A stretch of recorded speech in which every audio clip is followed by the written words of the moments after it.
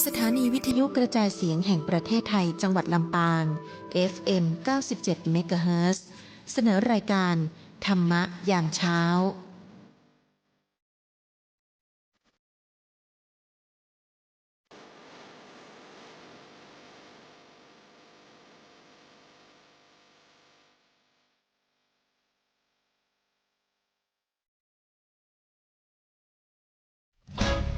ปานาติปาตาเวรมณีอทินนาทานาเวรมณีกาเมมุสา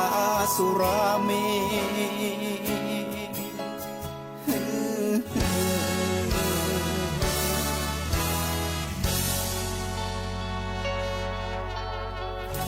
ศีลคือข้อห้ามธรรมคือข้อ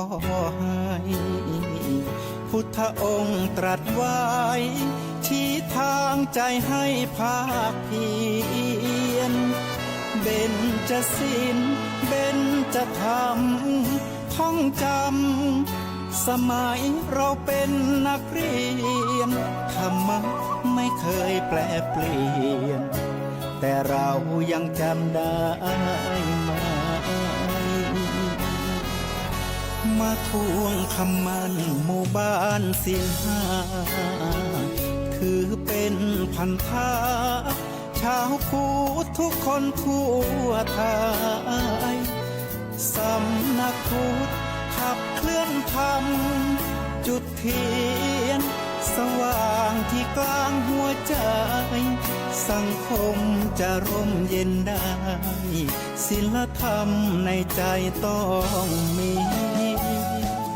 เบญจศีลอดเอาปีน้องอย่าคล้องกุนใจ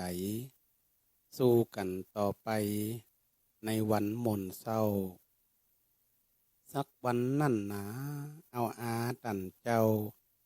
จักจางบางเบาโศกห้อนยามทุกมองใจดวงไทยสะท้อนปัญหาแห่ค้อนเข้ามาเข้มแข็งเอาไว้อย่าได้โศกาสักวันนั่นนะผ้าใสเป่งแจง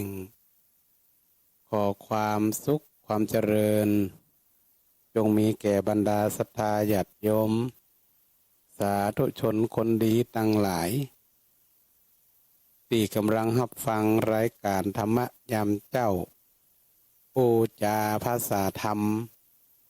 ทางสถานีวิทยุกระจายเสียงแห่งประเทศไทยลำปางเวลา5 โมงถึง6 โมงเจ้าเป็นเวลาที่ศรัทธาญาติโยมทั้งหลายจะได้ชำระจิตใจด้วยการฟังธรรมะคำสอนของพระสัมมาสัมพุทธเจ้าให้ใจมันจุ่มให้ใจมันเย็นเนื้อศรัทธาญาติโยมก็ตั้งอกตั้งใจฟังเอาช่วงนี้ฝนตกฝนก็เย็นอยู่แล้วใจเฮาก็ขอให้เย็นเอาธรรมะเอาสาระดี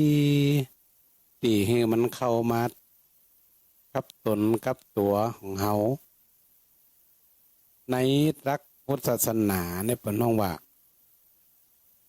เฮาแสวงหาสิ่งที่มันเป็นประโยชน์ที่ไม่มีคุณค่าเข้าหาตัวเฮาอย่าไปแสวงหาสิ่งที่มันห่อนมันไม่มันตุกอกตุกใจ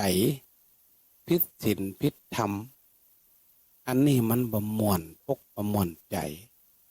ได้ยินเสียงตุเจ้าก็ม่วนใจละศรัทธาญาติโยมคนเฒ่าคนแก่หรือว่าท่านผู้ที่รับฟังอยู่ก็ดีทุกเจ้าเขาก็ฟังสาระธรรมจากท่านนั่นน้อยตุลุงนั่นน้อยตุปีนั่นน้อยตุน้องนั่นน้อยเอาผสมผสานกันไปเพื่อที่จะได้เฮานี่ได้นำหลักนำข้อคิดปฏิบัติต่างๆนี่เอาไปประยุกต์ปรับใช้ให้มันเกิดประโยชน์ ในชีวิตประจำวันของเฮาตลอดจนถึงเฮาก็นำเอาธรรมะคำสอนนี่ไปเผยแผ่ไปบอกให้ลูกให้หลานหรือว่าคนอื่นเป็นการแบ่งปันความรู้แบ่งปันบุญนะพี่น้องว่าการฟังธรรมเนี่ยเฮาได้บุญเฮาก็แบ่งบุญเนี่ยกับคนอื่นแหมเฮาก็จะได้บุญนักขึ้นไปแหมอีนะถ้าเฮาฟังคนเดียวหูคนเดียวเฮาก็ได้บุญคนเดียวถ้าเฮาเอาไปแบ่งคนอื่นแหมนั้นเฮาก็ได้นักคืนอันนี้พี่น้องว่าการแบ่งบุญด้วยการฟังธรรมะซึ่งเป็นกรรมที่พระสัมมาสัมพุทธเจ้าเนี่ยเปิ่นได้กล่าวได้ตรัสได้เผยแผ่มาก่อนในสมัยพุทธกาลเอาในฐานะที่เป็นพุทธบริษัทสี่ก็เลยนำเอามาเนี่ยมาใจให้มันเกิดประโยชน์บางศาสนาเฮานี่มันมัวมันหมอง โดยเพราะหลักธรรมคำสอนนี่มันเป็นตัวแทนของพระสัมมาสัมพุทธเจ้าถ้าเฮาสามารถเอาธรรมะโมนีมาช่วยกันขยายเผยแผ่มาบอกมากล่าวกับผู้อื่นนี่ก็เหมือนกับเฮาได้เข้าเฝ้าพระพุทธเจ้านะมันก็เข้าใกล้พระพุทธศาสนานี่พระพุทธเจ้านี่สมัยก่อนที่พระองค์จะรับขันธปรินิพพานก็มีพระอานนท์ถามว่าใครจะเป็นตัวแทนพุทธเจ้าเนี่ยพระองค์ก็ว่าไม่ไผเป็นเพราะธรรมะเนี่ยเป็นตัวแทนพระองค์เขาก็เลยยึดเอามาใจในถึงปัจจุบันนี่สถา2,000 กว่าปีนะถ้าภาษาใหม่สมัยใหม่วะน้องเป็นอมตะไอ้เนาะมันบ่มีวันตายธรรมะคำสอนของพุทธเจ้านี่นะสถาดังนั้นในตอนเจ้าวันนี้เนี่ยเขาจะได้นำสาระได้นำเรื่องราวต่างๆที่มันเกี่ยวข้องกับพระพุทธศาสนาเกี่ยวข้องกับคนไทยบ่ว่าจะเป็นประเพณีวัฒนธรรมสถานการณ์ต่างๆที่มันเกิดขึ้นเขาจะได้หู้ตันเหตุการณ์ตัวทุกเจ้าก็นำมาบางเรื่องบางอย่างอาจจะไกลตัวผ่องใกล้ตัวผ่องศรัทธาญาติโยมมันก็เป็นธรรมดาเนาะมันเป็นความโง่เขาจะไปว่าเนี่ยมันบาดใจของทุกเจ้ามันบาดใจไปเลยมันเหมือนกันหมดนะสิ่งไหนที่มันเกิดขึ้นเป็นผลกระทบทุกคนหมดสถานการณ์บ้านเมืองสถานการณ์เหตุการณ์ทุกสิ่งทุกอย่างก่อนที่เขาจะได้ฟังเรื่องราววันนี้เนี่ยอาตมากับไปหันข่าวอันหนึ่งนะก็เป็นตีหน้าคิดกับคนในยุคสมัยปัจจุบันเรื่องของประเพณีวัฒนธรรมก็ได้คนสมัยก่อนนี่เปิ่นแปลงบ้านแปลงจ้องเปิ่นบ่มีหัวเนาะไปเข้าหากันง่ายไปหันไปนี่เหมือนกันหมดโดยเฉพาะคนตั้งเหนือเฮานี่มันเป็นวัฒนธรรมเป็นธรรมเนียมปฏิบัติที่เฮานี่จะฮักกันมีปีมีน้องเปื่อนบ้านเปื่อนจองนี่มีหยังแบ่งปันกันเนาะหันข้าวมา2-3 วันที่ผ่านมาศรัทธาญาติโยมผลละหมากหลักไม้ของกินของใจในบ้านในจองไปเอาของกันบัดได้นะบาเดียวนี่ขาไปคุดเอาขาไปคุดเอาหน่อไม้ในตีของคนอื่นกับบาดได้แหมมะบาเดียวนี่แม่แต่กล้วยนี่นะมันข้ามไปแหมบ้านเนี่ยเอาบอดได้เป็นเรื่องเป็นราวกันนี่เป็นน้องว่ายุคสมัยมันเปลี่ยนไปศรัทธาญาติโยมถ้าเป็นสมัยก่อนเนี่ยเอาลงมากับมาแบ่งกันเอาเตอะจิงกาจะไก่พักไม่ใส่เกลือในบ้านในจองไปเก็บกันมีไผว่าอย่างคือไผนะสมัยก่อนนี่นะไปเก็บในบ้านในจองนี่เอาเก็บบ่ว่ากันถือว่าเป็นการแบ่งปันกัน ราะว่าสิ่งเหล่านี้มันก็ถือว่าเป็นการรักษาซึ่งประเพณีวัฒนธรรมมันกับสายใยที่มันมีความผูกพันกันบ่ว่าจะเป็นคนในครอบครัวปีๆน้องๆหรือว่าเปิ่นบ้านเปิ่นจองนี่เขามีอย่างแบ่งปันกันบัดเดียวนี่บัดได้เนาะสถาญาติโยมยุคสมัยมันเปลี่ยนไปเนาะอย่าไปเอาของเปิ่นนะอยู่ในเขตบ้านเปิ่นเอาบัดได้ถ้าบ่ขออนุญาตบัดได้แต่สมัยก่อนนี่บ่เป็นหยังเจ้าของบ่อยู่ก็เอาได้อยู่เอาได้อยู่พักละเด้อพักแคบพักเซียวพักนั่นพักนี่เอาได้หมดสมัยก่อนเนี่ยบ่ว่ากันบัดเดี๋ยวนี้ถ้าจะเอาก็ต้องขออนุญาตนะถ้าบ่ขออนุญาตเนี่ยบัดได้นะบัดเดี๋ยวนี้จะเป็นเรื่องเป็นราวเหมือนกับเรื่องราวข่าวที่เกิดขึ้นมาบอกกี่วันที่ผ่านมานี่นะก็เป็นเรื่องที่แปลกเขาเคยอู้กันหลายครั้งนะสถาญาติโยมว่าแหมน้อยในยุคสมัยนี่มันเปลี่ยนไปความผูกพันนี่มันจะหายไปศรัทธาญาติโยมทั้งหลายก็อันนี้จะเป็นข้อคิดในศรัทธาญาติโยมได้ไปช่วยกันคิดเนาะว่าประเพณีหรือว่าวัฒนธรรมเหล่านี้เนี่ยคนไทยเฮาโดยเฉพาะคนตั้งเหนือเฮาเนี่ยเปิ่นมีแบ่งปันน้ำใจแบ่งนั่นมีนี่ก็แบ่งกันคนโบราณเปิ่นถึงว่ามีปลาตัวหนึ่งเนี่ยจะได้ให้กินเมินเนี่ยก็เอาไปแบ่งกันเนี่ยเปิ่นถึงมีคำบักเก่าคำอย่างต่างๆเป็นคำสอนคือเฮาเนี่ยได้ฮู้แล้วก็ได้ปฏิบัติสืบกันมาเนี่ยอันนี้ก็เอานำมามาเล่านี่ก็เป็นห่วงเพราะว่ายุคสมัยต่อไปมันจะเปลี่ยนแปลงยุคตกยุคหลานเฮาวนาเนี่ยนะเพราะฉะนั้นศรัทธาญาติโยมก็ขอช่วยกันคิดเนาะพิจารณาด้วยว่าประเพณีอย่างต่างๆเหล่านี้เนี่ยถ้าเราจะแต่งช่วยกันรักษาให้มันอยู่กับคนไทยเฮามันมีความเชื่อมโยงกันคนไทยเฮาที่มีความอ่อนน้อมมีการยิ้มแย้มแจ่มใสเนี่ยเพราะว่าเฮามีพระพุทธศาสนาเป็นฐานให้คนนี่มีกิริยาอ่อนน้อมพูดจาไพเราะนี่มันอยากให้คนเฮานี่เป็นเสน่ห์อย่างหนึ่งที่ติดตัวของคนไทยเฮาอันนี้ศรัทธาญาติโยมทุกท่านวันนี้ก็คงจะได้มา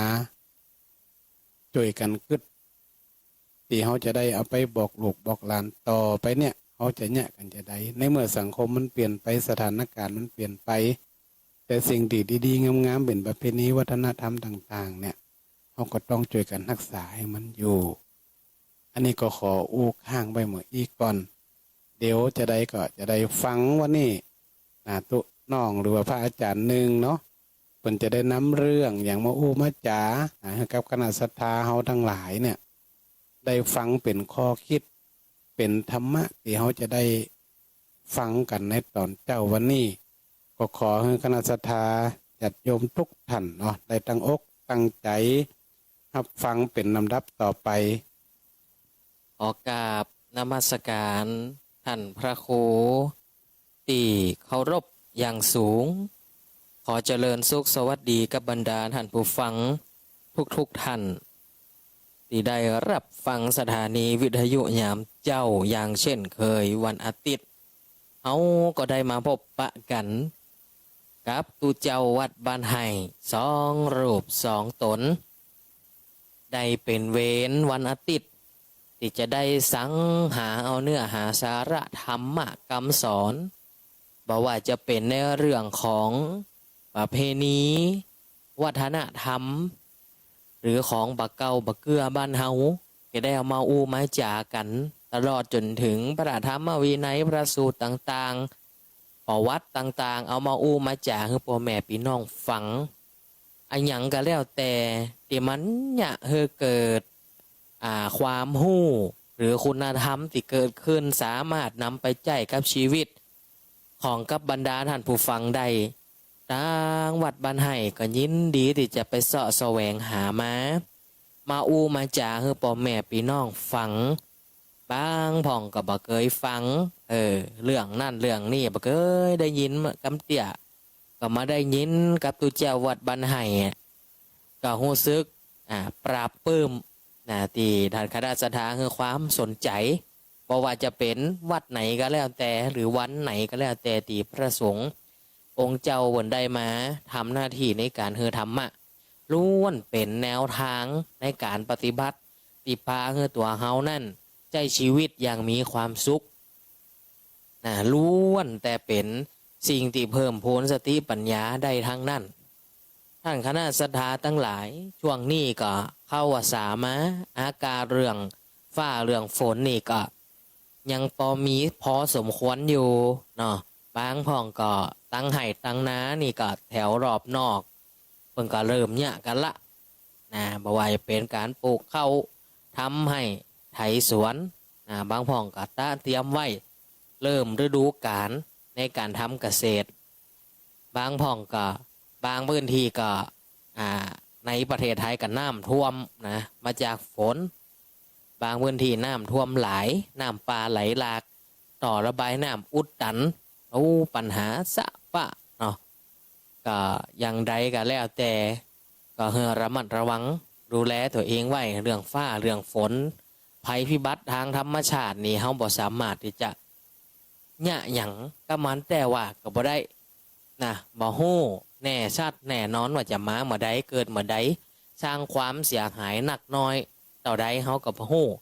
ตลอดจนถึงถ้ามันมาแล้วเฮาก็เอาหยังกับมันบ่ได้ล่ะก็ปล่อยไปตามนั้นก็ให้ระมัดระวังไว้ในเรื่องของฟ้าของฝนเนาะท่านคณะศรัทธาทั้งหลายในช่วงวันศีลหลายๆศีลที่ผ่านมาในช่วงของเข้าพรรษากับศรัทธาเจ้าบ้านก็คือความสำคัญกับการต้านขันน้ำขันเข้าญาติน้ำหมายตานอุทิศะแผ่ภารากุศลไปหายังผู้ที่ดับจิตตายไปสู่ปรโลกไปหน้าว่าจะเป็นพ่อเป็นแม่เป็นลูกเป็นหลานเป็นญาติกาวงศาพี่น้อง7 เจนขกูลเป็น9 เจนขกูลเป็นแดนแสนเจนขกูลเป็นขนาดบอกว่าจะเป็นผีตายเก่าเน่าเมินอันน่าศรัทธากับปาการห่มเกณฑ์ห่มตันเธอหมดเธอเสียงวันเข้าวาสาออกวาสาวันศีลวันธรรมมาหยาดหน้าหมายตันตึงบ่ขาดบ่หายอันนี้แหละเป็นสิ่งที่ศรัทธาพี่น้องเจ้าพุทธเฮาได้ทำมาสืบทอดต่อกันมาตั้งแต่เจนปู่ย่าตายายในเรื่องของการทำบุญเฮือตานรักษาศีลฟังธรรมเจริญเมตตาภาวนาอันนี้คนเท่าบักเก่านั่นเปิ้นก็ได้คิดค้นในการถวายทานในการญาติหน้าหมายทานเป็นกุศโลบายเฮือกับลูกเต้าหลานเหลนเฮือได้รับได้ฮู้ไว้ว่าเดือนที่ปีใหม่ก็จะได้ทำบุญอีเฮือทานเฮือกับพ่อแม่ผู้ดับจิตตายไปแล้วบ่เฮือลืมบุญคุณหรือว่าบ่เฮือลืมคนติดตายไปเฮือคนยังได้ฮู้แล้วก็เห็นอย่างหนึ่งก็เพื่อเป็นการสละของกินของตาเฮือเป็นตานก็ได้บุญได้กุศลร่วมกันฟังเทศน์ฟังธรรมเอาเนื้อหาสาระธรรมบางพื้นที่บางวัดบางวาประกาศเทศน์ธรรมในการเทศน์ธรรมแบบอนุรักษ์บักเก่าเป็นห้องว่าธรรมเป็นภูกเป็นเรื่องว่าจะเป็นในเรื่องของหมูหินพ่องบัวระวงหงอามาตย์พ่องเทศน์ธรรมเป็นภูกเป็นเรื่องเป็นศิลยาวไปก็แล้วแต่บางวัดบางวาบางวัดก็เทศน์แบบเป็นห้องว่าปาฐกถาแบบบรรยายเอาอันนี้ก็มีเพื่อให้ท่านคณะศรัทธาได้เข้าใจมากขึ้นอันนี้ก็ล้วนแล้วแต่มีเนื้อหาสาระตีเนี่ยให้เกิดสติปัญญาได้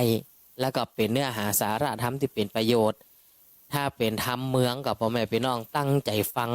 เขาก็ได้สมาธิได้สติจดจ่อกับสิ่งที่พระสงฆ์องค์เจ้าเทศน์เป็นเรื่อง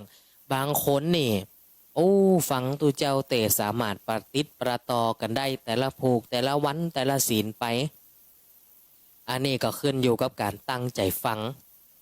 อย่างใดก็ตามก็เป็นการอนุรักษ์ไว้เนาะพระสงฆ์องค์เน้นในวัดในวาเฮาได้ขึ้นเตศขึ้นธรรมาสน์เมื่อไหนก็จะได้ขึ้นเหียเตี้ยหนึ่งเพราะว่าวันศีลวันธรรมนี่แถวบางวัดบางวาแถวรอบนอกเพิ่นก็จะเตศทำกันพาดเวียนกันไปถ้าบางวัดไม่ดูเจ้าตนเดียวก็อิดน้อยเตศคนเดียวหลายศีลแก่ศรัทธาก็จะง่อมน้อยเนาะฟังกับตนเก่าตนแก่ฟังกับตนเดียวกับสีท่าจะนายน้อยเนาะก็ตั้งใจฟังไปเฮาได้อู้ในเรื่องของการกินการตานั่นคณะศรัทธาข้าวก่อนเฮาอู้เรื่องว่าเนี่ยหยังเฮาถึงบัดตานขันเข้าวันพุธอันนี้เฮาก็ได้อู้ไปละการบัดตานขันเข้าวันพุธนี่โอ้ยฟังพ่องก่อนท่าแล้วก็ตรงกับวันศีลใหญ่พอดีนะก็ว่าบ่มาตานวันพุธเพิ่นบ่ดีตานก็ว่าหยังบ่ดีตานคนเฒ่าเพิ่นว่าให้อันเพิ่นเฮือตานถ้าถามสืบไปแหมว่าหยังเพิ่นเฮือตานเพิ่นก็ว่าแหมคนเฒ่าคนแก่เพิ่นเนี่ยเอี้ยตานก็สันนิษฐานมาจากว่าในสมัยตะกอนนี่บ้านเฮานี่เพิ่นนับถือผีนะก่อนที่พุทธศาสนาจะเข้ามาเนี่ยเพิ่นนับถือผีนับถือผีไว้เจ้าป่าเจ้าเขาไว้ผีหอผีเฮือนทำการค้าการขายผีตรงผีนะไว้สักการะขอพรเพื่อเป็นเปิ่นห้องว่าเป็นขวัญและกำลังใจเปิ่นไหว้ผีตะกอนเปิ่นไหว้ผีบนผีเปิ่นก็ได้แต่นี่เกิดผลสำเร็จแต่เปิ่นก็คือการเคารพนบน้อมผีไหว้ผีเลี้ยงผีถ้าเป็นตั้งพราหมณ์เปิ่นศาสนาพราหมณ์เปิ่นก็ว่าบูชายันการเลี้ยงบวงสรวงหยังสมัยตะกอนเนาะแล้วก็มีเหล้าไหไก่กู่กะข้าวต้มขนมหวานของเขาพ่องก็เป็นสุราน้ำเมาก็แล้วแต่ที่เปิ่นกำหนดไว้ที่เปิ่นได้บักได้บนไว้ตะกอนเขาก็นับถือผีนะท่านคณะศรัทธาทั้งหลายพุทธศาสนาเข้ามาเตี่ยยังบ่ฮู้เรื่องพระรัตนตรัยมีกี่อย่างพระพุทธเป็นจะได้พระธรรมเป็นจะได้พระสงฆ์สังฆเจ้าเป็นจะได้ก็ยังบ่ฮู้เตี่ยแต่ก็ได้ยินในเรื่องของพระพุทธเจ้าเรื่องของพระพุทธเจ้าเนี่ยก็โด่งดังว่าเป็นพุทธศาสนาที่สามารถเนี่ยคนรุดพ้นเทวบุตรเทวดาสามารถบรรลุทำได้จากธรรมของพุทธเจ้าชื่อคำว่าพระพุทธเจ้าก็เรื่องลือไปถึงแม้ว่าพุทธศาสนายังมาเข้าในบ้านเฮาก็แล้วแต่ก็เลยเปลี่ยนมาในการนับถือพระพุทธเจ้าก่อนก็เลยบ่เคยหันพระพุทธเจ้ากำเตี่ยจะเนี่ยจะใดก็เอาวันพุธนั่นแหละมาเป็นหมอกว่าเป็นวันของพระพุทธเจ้าพระจื่ออย่างเดียวกันวันพุธกับพุทธเจ้าจื่อคล้ายๆกันก็เลยเอาวันเป็นหมอกแล้วบางเตี่ยมีเป็นวันพุธศรัทธาชาวบ้านก็จะบ่ฆ่าสัตว์ก็จะบ่เลี้ยงบูชายันนี่จะป้ากันลำลึกนึกถึงหาพระพุทธเจ้าแล้วเปิดกับมีความเชื่อเมื่อคนไหว้พระเจ้าแล้วผีก็ไหว้พระเจ้าเวลาไปบนหยังผีก็จะไปอยู่อีนะไปบนหยังก็บ่ได้ผีมันจะบ่เนี่ยบางเตี่ยคนเปิ่นมีครูมีบ้าเปิ่นดูเมียดูหมอเปิ่นก็บ่พอวันพุธนี่นะพอกับนี่เมื่อพระพุทธศาสนาเข้ามาเนี่ยเริ่มมีวันธรรมสวรรค์วันพระวันศีลเนี่ยเริ่มเข้ามาละคนก็เอาวันพระวันศีลเป็นหมอกแฮมแต่ก็ยังถือวันพุธอยู่ดังนั้นคนเฮาก็เลยบัดดันเข้าวันพุธมันแต่สมัยแต่ก่อนจนถึงปัจจุบันก็คงจะมีความเปลี่ยนไปเป็นมาอย่างอีท่านคณะศรัทธาทั้งหลายในเรื่องของการกินการต้านนั่นพระพุทธเจ้าผมถึงบอกว่าถ้าเฮาพร้อมทั้งใจพร้อมทั้งกายบ่เสียดายของกินของตานวันนั้นเนี่ยเนี่ยได้ทุกวันถ้าวันนั้นใจเฮาพร้อมบ่เสียดายของกินของตานของกินของตานเฮาได้มาด้วยความบริสุทธิ์บ่ไปโคตรไปโกงบ่ไปจุไปลักไข่มาวันนั้นแหละเป็นวันดีของเฮาเป็นวันประเสริฐของเฮา ถึงแม้ว่าชะโลกวันจะบดีกันแล้วแต่พุทธเจ้าบนบอกไว้อย่างอีถ้าตั้งใจตีเนี่ยอย่างสักอย่างหนึ่งที่เป็นบุญกุศลในเนี่ยไปเตอะถือว่าเป็นมงคลแก่ชีวิตแต่ถ้าคนที่มีอคติคิดบดีคิดร้ายก็ถือว่าเป็นสิ่งที่บดีเป็นสิ่งที่อัปมงคลหรือว่าวันนั้นบ่เป็นวันติดประเสริฐก็ตรงข้ามกันเนาะดังนั้นทางคณะสงฆ์หลายพระพุทธเจ้านี่เปิ่นได้วางแนวทางการกินการทานฮือเฮานี่หลายอย่างเอาว่าจะเป็นการฮือทานบุญกิริยาวัตถุ3เนี่ยมาว่าจะเป็นการฮือทานอันนี้ก็คือการสละของกินของทานบุญเกิดจากการฮือทานบุญเกิดจากการรักษาศีลบุญเกิดจากการเจริญจิตตภาวนา3อย่างตัวนี้แหละบุญกิริยาวัตถุ3นี่นะเปิ้นก็จะได้เอามาเป็นหม้อเป็นแนวทางให้คนเฮาได้ปฏิบัติว่าบุญมันเกิดได้3อย่างตรงนี้ล่ะถ้าเฮามีจิตใจบริสุทธิ์ของกินของทานบริสุทธิ์อนุโมทนาพร้อมกันอันนี้ก็ถือว่าเป็นของที่บริสุทธิ์แต่ในสมัยก่อนท่านคณะสถาบัจจัยว่าก่อนนี่มีคนสงสัยนะก็คงจะสงสัยยังกับเฮาบะเดียวนี่ละชื่อพราหมณ์คนหนึ่งชื่อชานุโสนีพราหมณ์อยู่ในพระไตรปิฎกในเรื่องของพระสูตรตันตปิฎกในเรื่องของชานุโสนีสูตรเป็นพระสูตรติอูในเรื่องของพราหมณ์คนหนึ่งได้มีข้อสงสัย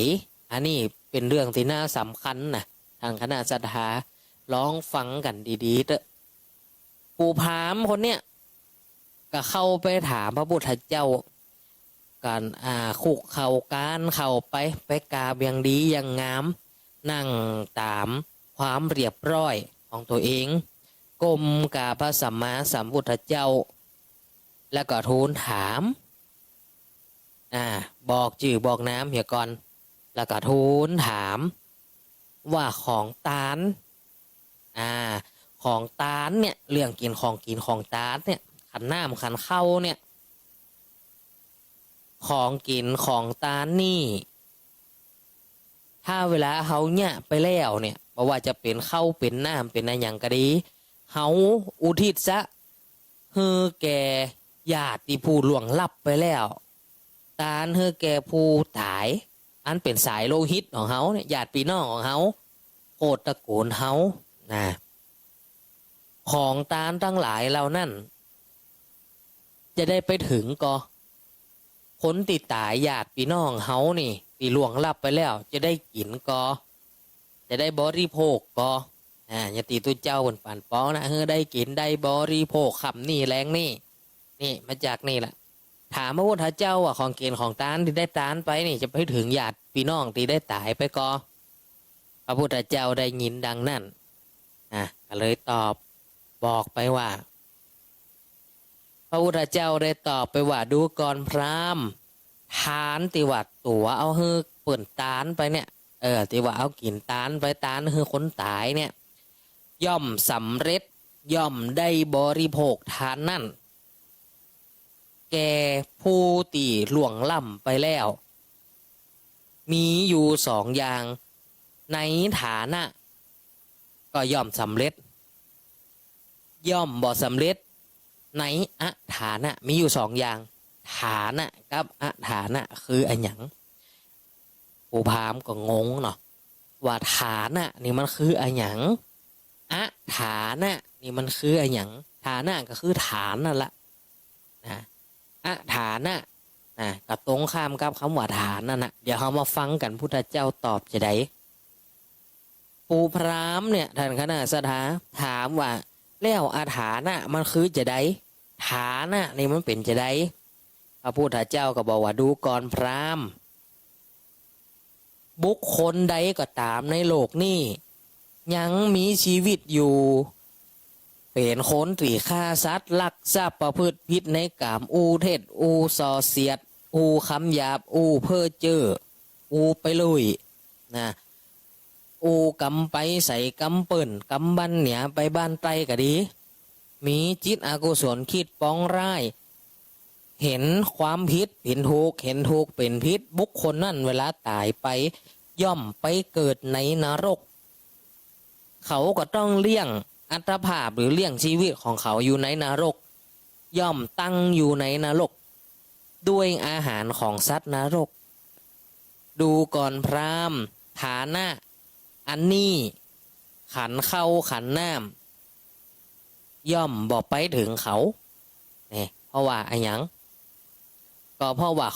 คนใดก็ตามที่ตายไปแล้วไปอยู่ในนรกก็ได้กินอาหารของสัตว์นรก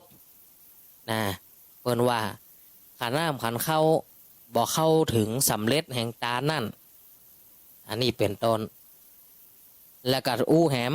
ว่าปูพรามบุคคลใดก็แล้วแต่ฆ่าสัตว์ลักของต้านเห็นพิษเป็นทุกข์เห็นทุกข์เป็นพิษย่อมเข้าไปกำเนิดเป็นสัตว์เดรัจฉานสัตว์เดรัจฉานก็คือจ้างม้างัวควายเป็ดไก่ปูป๋าหมาอันนี้ก็เป็นม้าเป็นแมวเป็นสัตว์เดรัจฉานไปพระเจ้าก็บอกว่าคนประเภทเรานี่ที่ได้ตายไปเป็นสัตว์เนี่ยสัตว์เดรัจฉานเนี่ยก็ได้ไปเกิดในสัตว์ที่มีอาหารแบบสัตว์กิน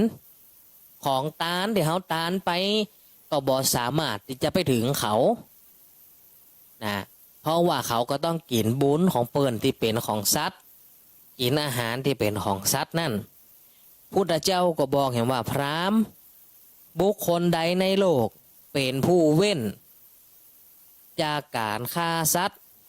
เป็นคนที่เห็นดีเนี่ยเห็นดีเห็นชอบก็เปิดโม้ทุกอย่างเป็นคนคิดบวกเป็นคนที่ประกอบด้วยศีลด้วยธรรมบุคคลนั่นเวลาตายไปก็ย่อมไปเกิดเป็นเทวดาบางพ่องก็ได้ไปเกิดเป็นมนุษย์บางพ่องก็ไปเกิดอยู่ในเทวโลก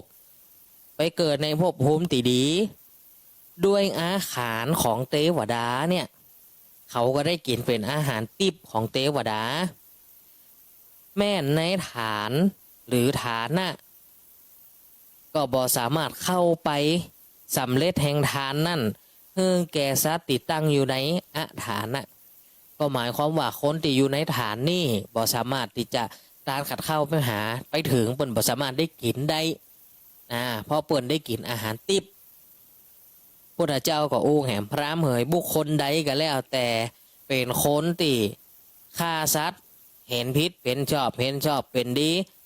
บุคคลนั่นย่อมตกไปเป็นเปรตวิสัยเขาเลี้ยงชีพของตัวเองด้วยเปรตวิสัยอาหารของเปรตของสัตว์ผู้เกิดเป็นเปรตวิสัยนั่นบอกว่าจะเป็นเครือญาติเสนาอัมมาสายโลหิตของเฮาอันใดก็ดีของเขาก็ดีย่อมเป็นปฏิปทานไหมจากโลกมนุษย์นี่เขาเลี้ยงอัตภาพอยู่ในเปรตวิสัยย่อมตั้งอยู่ในเปรตวิสัยนั่นด้วยปฏิทานไหมนั่นดูก่อนพราหมณ์ของกินของตานของเฮาจักไปถึงยังเปรตวิสัยนี่ตีอูมา3 ข้อ 4 ข้อนั่นท่านคณะสถาตั้งหลายของกินของตานที่เฮาตานไปเฮือเปิ่นนี่บ่สามารถเข้าถึงเปิ่นได้ถ้าว่าไปเกิดเป็นสัตว์นรกไปเกิดเป็นเทวดาไปเกิดเป็นสัตว์เดรัจฉานบ่สามารถที่จะหับของกินของตานเป็นเข้าเป็นน้ำที่เฮาตานเฮือได้แต่อันสุดท้ายนี่พระพุทธเจ้าว่าบุคคลใดก็แล้วแต่ได้ทำบุญสุนทานทำบาปทำกรรมยังมีอยู่ในโลกมนุษย์นี่มีกรรม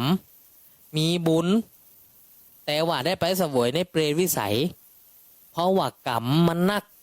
หรือว่ามีกรรมอันใดตีเนี่ยได้ไปเกิดเป็นเปรตวิสัย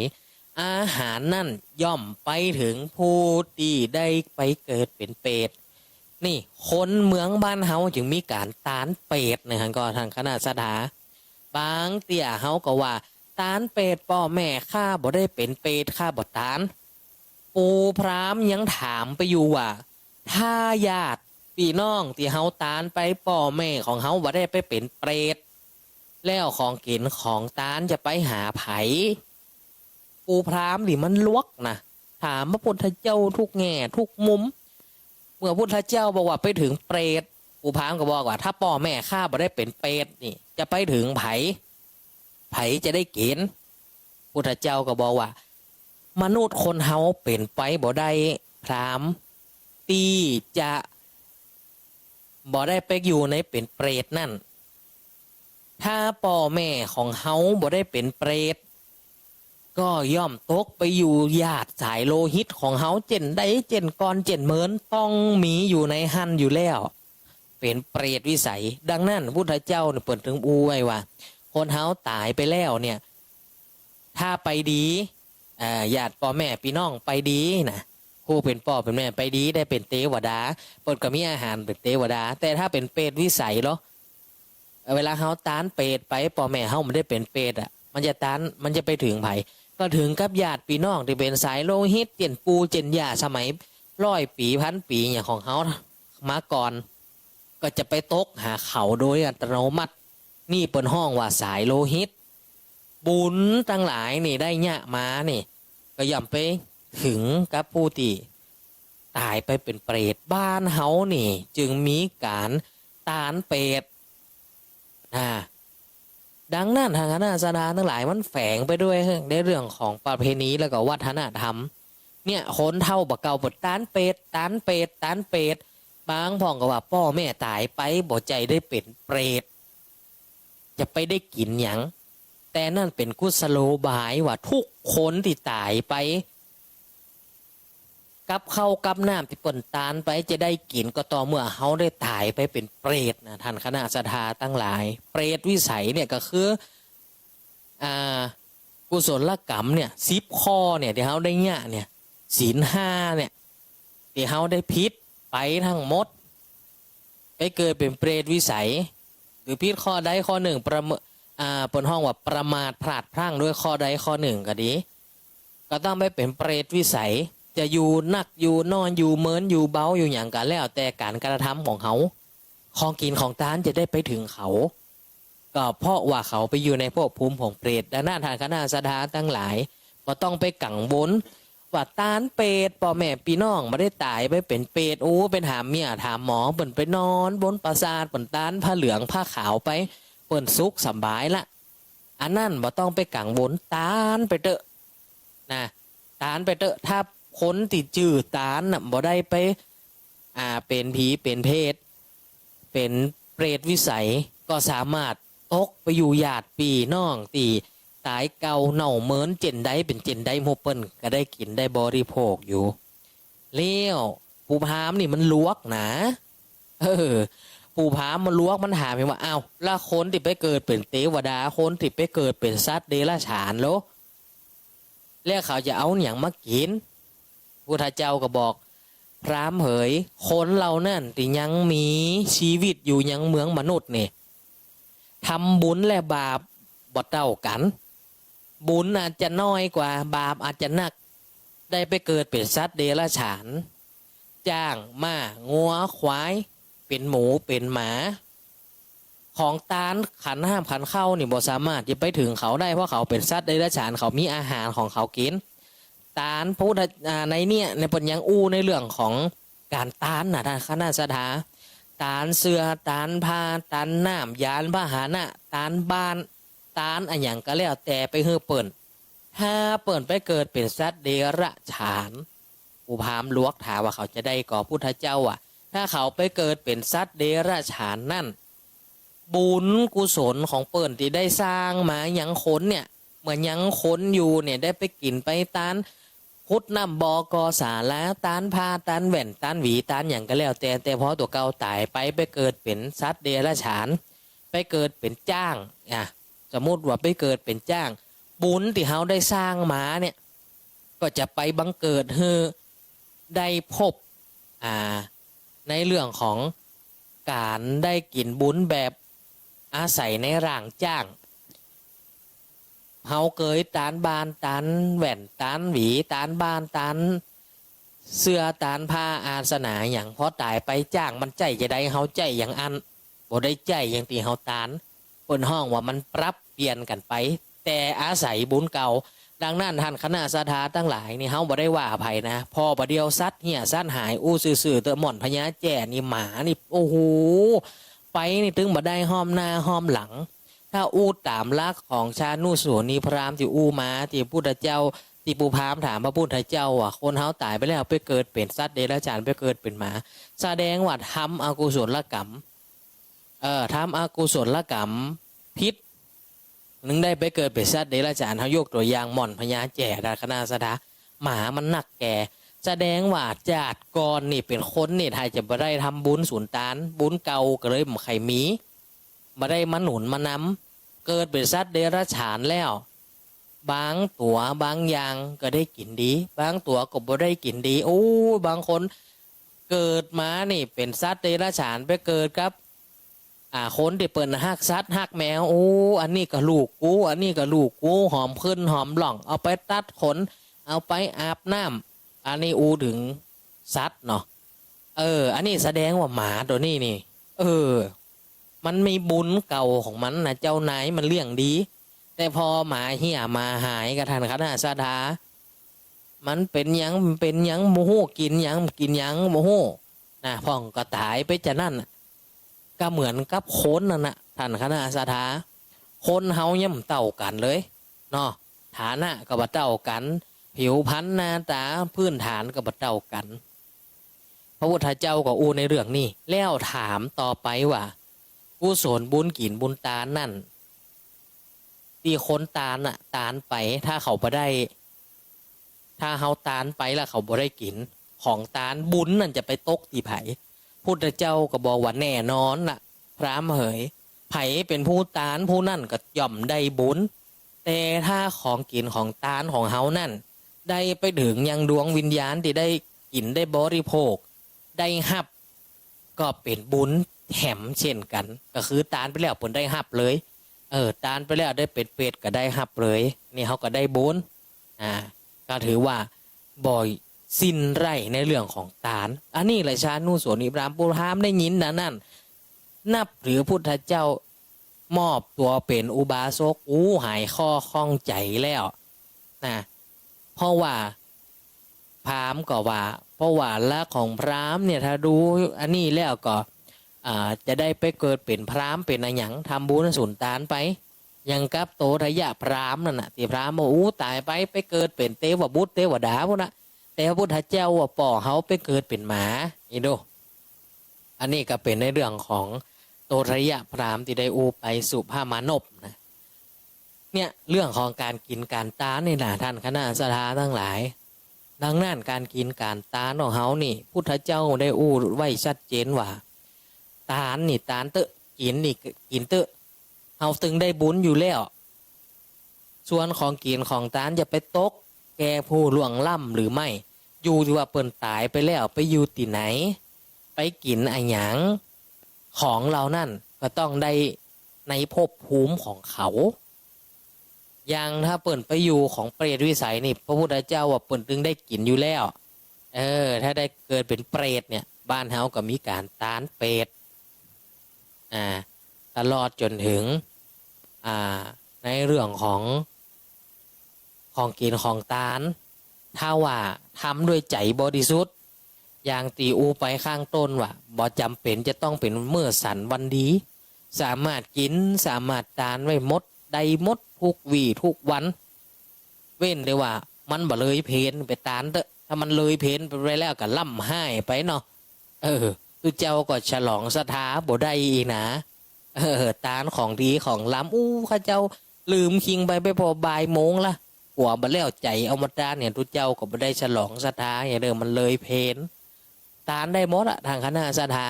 อยากจะกินจะตานอย่างแต่วัดตานในสิ่งที่ถูกต้อง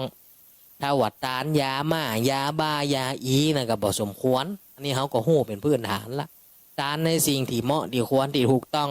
เข้าน้ำเข้าป่าอาหารตานไปแล้วทุกเจ้าก็อำให้ว่าเฮยะถาทรัพย์ อายะถาสัปปีญาติน้ำไหมตานกับดวงจิตวิญญาณที่ได้หลวงล้ำไปดังนั้นพ่อแม่พี่น้องทางคณะศรัทธาทั้งหลาย ถ้าเขาคิดจะทำบุญบัดจำเป็นต้องพอมือสันวันดีการทำความดีอย่างก็แล้วแต่บ่ต้องได้พอเมียพอวันการได้ทำความดีนี่มันดีหมดทุกอย่างทุกเวลาแม้แต่ใจเขากึดนะก็ถือว่าเป็นดีละบ่ต้องพอเมื่อพอวันถือว่าเป็นดีถือว่าเป็นมงคลที่สุดดังนั้นพ่อแม่พี่น้องจะกินจะตานนี่ถ้าใจพร้อมตัวพร้อมบ่คิดเสียดายของตานไปเตอะเนาะท่านคณะศรัทธาเปิดห้องว่าบุญกินบุญตานนี่มันท่ากันบ่ได้มันล้อบ่ได้ล้อวันนั้นวันนี้นี่ได้พอถึงวันนั้นมาเฮาได้ไปตานก็จะเป็นบาปบ่ได้เกิดไว้บ่ได้หับปากไว้บ่ได้แล้วบ่ได้กินได้ตานดังนั้นพ่อแม่พี่น้องทางคณะศรัทธาทั้งหลายเก็บเอาธรรมะคำสอนของตุเจ้าวัดบันไห้ไปนำแบบปรับใจในชีวิตประจำวันเลือกกินเรื่องการตานไปเถอะจะวันหยังตานเนื้อพ่อแม่พี่น้องที่ตายไปเกิดเป็นหยังโมโหเขาบอกสามารถที่จะหู้ได้ตานไปเถอะปดตานเป็ดกับตานไปเถอะถึงแม้ว่าเปิ่นจะพอเมียพอหมอปอมาได้เป็นเป็ดมาได้เป็น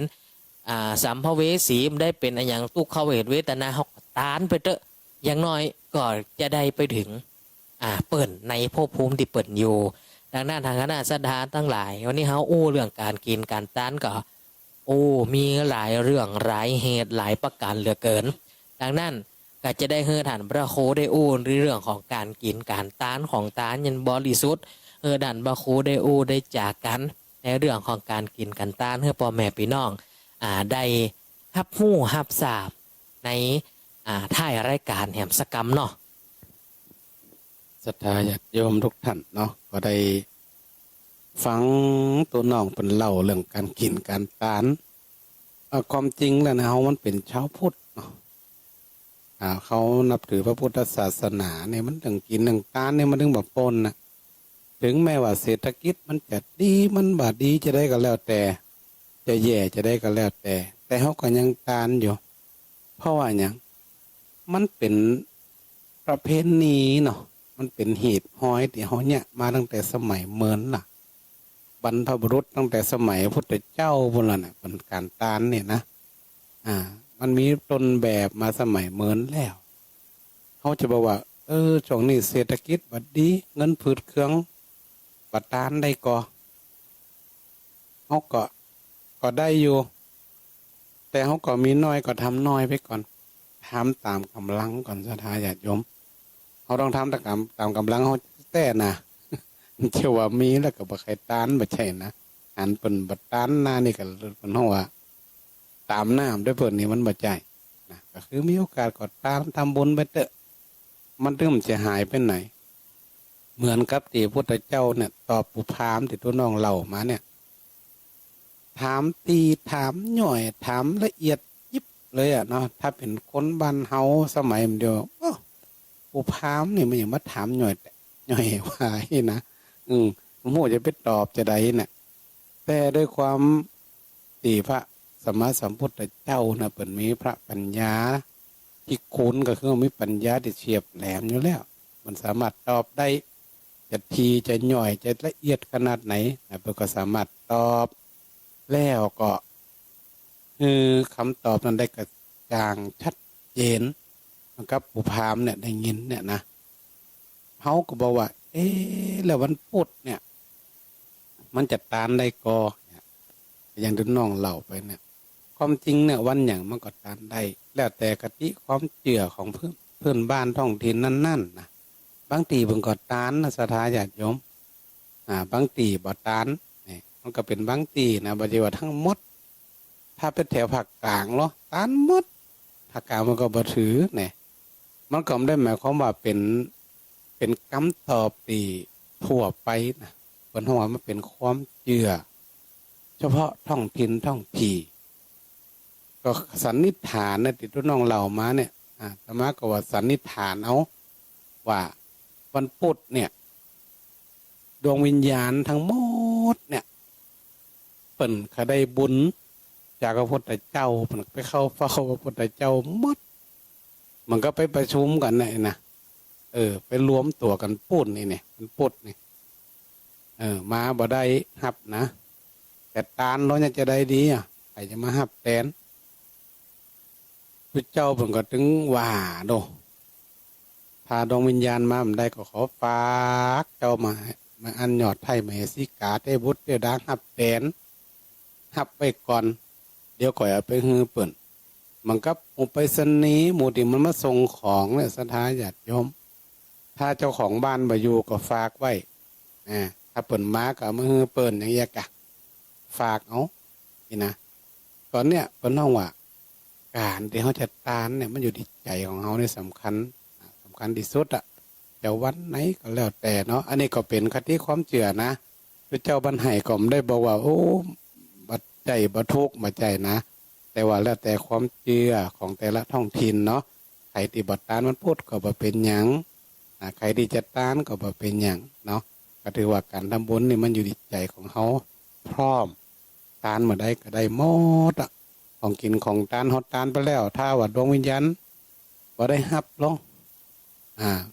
ก็ฝากเงินเทวดาไว้ก่อนกำไว้ก่อนนะเอาของไว้หันก่อนเดี๋ยวทำมาก็ไปคือ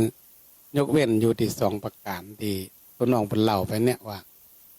ที่รับได้แต่มันสุดวิสัยแต่เนี่ยมันก็อาจจะมีสาเหตุอยู่2อย่างที่เพิ่นอาจจะกินบ่ได้หรือว่าอาจจะไป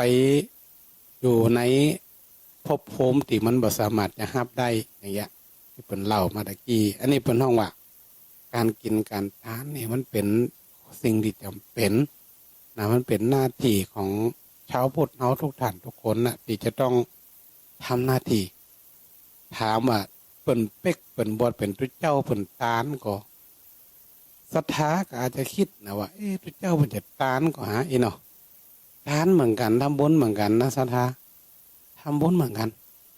แต่ว่าการทำบุญนี่มันก็แล้วแต่วิธีการทำบุญบัจจัยหมายถึงว่าจะออกสิ่งของในเพชรทานอย่างเดียวมันมีหลายรูปแบบมี10อย่างก่อนถ้ามีโอกาสเขาก็อาจจะมารีเทิร์นมาเล่าสักครั้งหนึ่งเรื่องการทำบุญ10ประการเนี่ยนะปนบุญกิริยาวัตถุ10อย่างที่เขาเดียวนี่คือเป็นแค่อันเดียวนะทานอย่างเดียวนะทำอันเดียวนะแต่การทำบุญมันมีนักมันมีหลายอย่างพระเจ้าบอกก็ทำเหมือนกันมันใจบ่ทำเขาจะหันจากสื่อจากหยังไปช่วยคนทุกใดอยากน้ำท่วมไฟไหม้เนี่ยมันก็ถือว่าการช่วยเหลือก็คือการทำบุญคือทานเหมือนกันเนี่ยเป็นห้องว่าการคือทานมันเป็นหน้าที่ของเขาทุกคนเนาะปัจจัยเป็นของคนใดคนหนึ่งมันจะว่ามันเป็นหน้าที่ของเจ้าบ้านนะปัจจัยหน้าที่ของทุกเจ้าปัจจัยในวัดทุกสิ่งทุกอย่างมันก็ต้องช่วยกันเกื้อกูลกันแบ่งปันกันอันนี้ก็ถือว่าเป็นเรื่องที่สำคัญเดียวทกเถียงกันหลายครั้งประเพณีวัฒนธรรมต่างๆเนี่ยแต่ละท้องถิ่นมันก็มีความแตกต่างกันไปกติความเชื่อธรรมเนียมปฏิบัติต่างๆแต่ละจังหวัดแต่ละท้องที่แต่ละท้องถิ่นก็มีความแตกต่างกันไปมันเป็นความเชื่อส่วนบุคคลตัวเองเป็นความเชื่อที่เขาได้สืบทอดมาจากในชุมชนในท้องถิ่นเขาหันตัวเองอันนี้ศรัทธาญาติโยมก็ขอให้แยกแยะเนาะเจ้าอันนั้นก็บ่ดีอันนั้นก็บ่ได้ถ้าเขาไม่ย้อนถึงว่าละอ่อนสมัยใหม่นี่เขาต้องอธิบายให้เขานะเจ้าบ่ได้อย่างเดียวนี่บ่ได้เขาต้องเข้าใจอย่างวันเนี้ยยังยกตัวอย่างว่าเปิ่นเมื่อตั้งขันเข้าวันพุธเนี่ยเขาในฐานะที่เป็นคนที่เป็นผู้หู้เป็นคนที่เกิดก่อนเขาต้องอธิบายเขาได้ละอ่อนสมัยใหม่เนี่ยเขาจะถามละเอียดนะจะต้องมีเหตุมีผลให้เขาเนี่ยอย่างเขาก็ซ้อคนซ้อหามาเนี่ยศรัทธาญาติโยมได้ฟังทุกเจ้าได้ฟังทุกเจ้าเหล่าวันนี้ก็เอามาเป็นข้อมูลเนาะที่ว่าอาจจะเอาไปเป็นแนวทางที่จะแนะนำให้เราอ่อนรุ่นใหม่เนี่ยได้เข้าใจทุกเรื่องทุกราวอ่อนรุ่นใหม่นี่เขาบ่เหมือนเฮานะบ่เหมือนรุ่นเฮาเนี่ยเขาจะต้องเข้าใจอันนี้ต้องเป็นเหตุเป็นผลบ่ใช่เหมือนสมัยก่อนมันต้องแยะเด้อน้องเด้อก็คือดึงอ่อนเดี๋ยวนี้มันได้ต้องแยะเด้อในยิงเนี่ยนะมันคนละอย่างเพราะนั้นการให้คำตอบเนี่ยเขาก็จะต้องให้ชัดเจนนะศรัทธาญาติโยมชัดเจนมีเหตุมีผล ละอ่อนเขาก็จะฟังถ้ามีเหตุผลเขาก็จะได้ไปบอกต่อแหมทุนว่าอ๋อมันเป็นเจอีโลอันนี้มันเป็นเจอีที่เปิดเนี่ยเจอีนี่มันเป็นเจอีนี่มันมีเหตุมีผลคนเรามีความสัมพันธ์มันมีความเกี่ยวข้องกันนะละอ่อนก็สามารถที่จะนำไปบอก แล้วก็เอาไปช่วยขยายต่อไปแหมนี่นะอันนี้ก็ถือว่าเป็นเรื่องที่เฮาเองก็ได้นำมา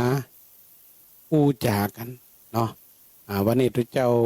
ถึงสองตนจากวัดมันไหนก็ได้นำมาอู้แหมกำเนาะว่า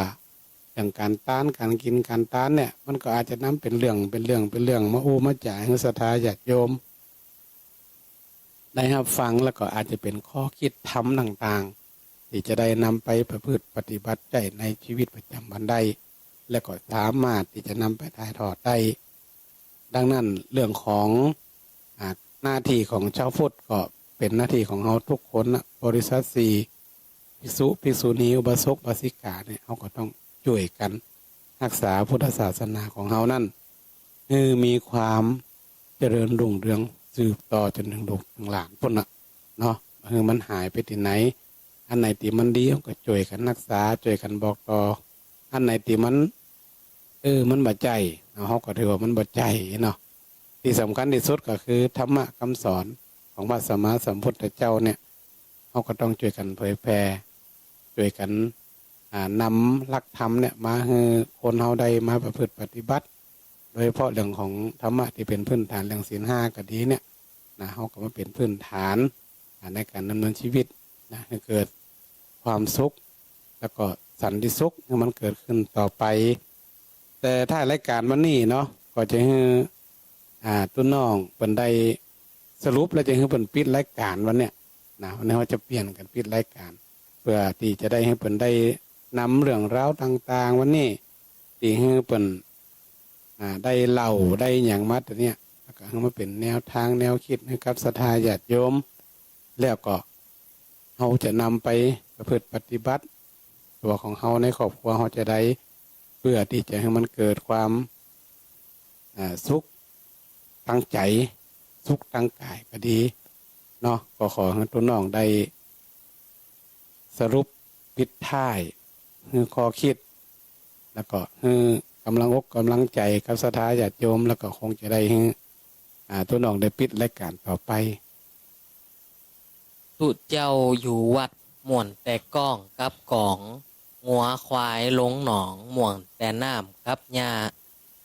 มนุษย์คนเฮาอยู่ใต้หลุมฟ้าป่อลุงแม่ป้าม่วนแต่กินกับตาลม่วนกับกินกับตาลมันจะได้ว่าตาลดิกๆตาลดิกๆหมายความว่าตาลเข้าถุงหนึ่งตาลแกงถุงหนึ่ง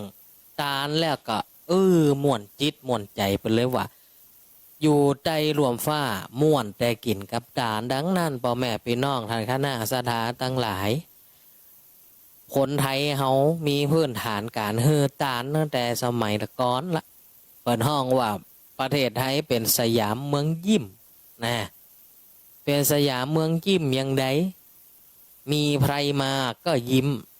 มีอย่างมากก็งี้มันก็เป็นงี้เขี้ยวเขาใส่เหี้ยโควิดมางี้เขี้ยวเขาใส่เหี้ยถอดแมสโซมกำรักหัวเดียวนี่เจอปัญหาอย่างก็แล้วแต่งี้เขี้ยวเขาใส่อย่างเดียวโหมกินโหมตาลตาลไปเถอะท่านกันศรัทธาเหยคนเฮาก็เกิดมาอย่างอาตมาเองก็เกิดอยู่ว่ามีบุญมีตาลมีกินมีตาลอย่างมีบุญมาเฮือก็จะกินก็จะตาลไปยันท่านว่าโคอูเป็นทุเจ้ากำเจว่าบกินบัดตาลเก่าเดี๋ยวหูจักมากคุ้นศรัทธาพ่อแม่พี่น้องคุ้นกันเปิ่นมาบอกศพบ้านนั่นตายบ้านนี่ตายปอออกกำวัดกำวามีจิตมีใจตอบแทนเปิ่นก็เอาปัจจัยไปห้อมผ่องเอาเข้าเอาของไปห้อมผ่องตามตีความเป็นตุเจ้าอย่าไปหอมอย่าไปอันนี้ได้เอากับไปอนุโมทนาก็เปิ่นงานศพงานสากงานอย่างก็ดีก็ได้ทำบุญไปอย่างตัวอันดามากะเกิดไว้เสมอท่านคณะศรัทธาว่ากินตาลมีผ่องมามีผ่องกับตาลไปเถอะมันตุกจัดนี่เพราะจัดหน้าเป็นบุญน้ำทรงไปเกิดดีๆเหี้ยเนาะเ กิดบ่เกิดโม่เป็นหยังเป็นหยังโม่อินตีพุทธเจ้าตอบปัญหาผู้พามนี่โหไปเกิดเป็นสปะเกิดแถวสัตว์เดรัจฉานเกิดแถวโอ้เป็นเปรตวิสัยเฮาก็ต้องได้รับผลของกรรมมันเนาะเฮาไม่ได้เกิดมาอย่าดีหมดนิ้วเฮา5 นิ้วมันจะได้เปียงกันมีดีบ้างมีให้ผ่องมันก็สะสมกันไปนะแล้วแต่เฮาก็สะสมบุญเฮาไปด้านทางคณะสถาเฮาสะสมบุญเฮาไปส่งยุทธอย่างเต้าเฮาอยู่ดีมีสุขมีโจงมีลาภอย่างวันนี้ทางคณะสถาได้มาฟังก็ขอพระรานาบุญกุศลที่ทางคณะสถาได้ฟังในวันนี้จงทางคณะสถาอยู่ดีมีสุขมีโจงมีลาภเหมือนกันกูคู่กูค้นขอทางคณะสถานำเอาธรรมะคำสอนที่ได้ไปใจในชีวิตประจำวันบรรนักก็น้อยก็ขออนุโมทนาเป็นอย่างสูงขอเจริญก้าวหน้าในชีวิตของตัวเองทุกคนทุกท่านด้วยเถิด ติดตามรับฟังรายการธรรมะยามเช้าได้ใหม่ในวันและเวลาเดียวกันนี้ทางสถานีวิทยุกระจายเสียงแห่งประเทศไทยจังหวัดลำปาง FM 97 เมกะเฮิรตซ์